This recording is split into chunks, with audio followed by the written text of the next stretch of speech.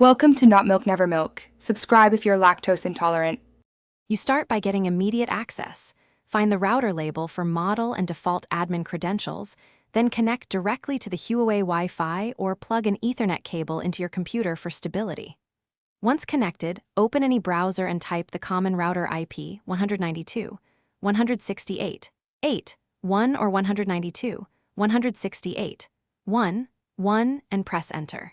If a login page appears, enter the admin username and password from the sticker or previous setup. This gets you to the router interface so you can change the password securely. Once logged in, go straight to the basic or wireless settings area. The labels vary by firmware but look for wireless, WLAN, or Wi-Fi. There you'll see SSID, security type, and the current Wi-Fi password or passphrase field. Change the security to WPA2 Personal or WPA3 if available, because stronger encryption protects your devices. Then type a new strong password, 12 characters or more, using upper and lowercase, numbers, and symbols.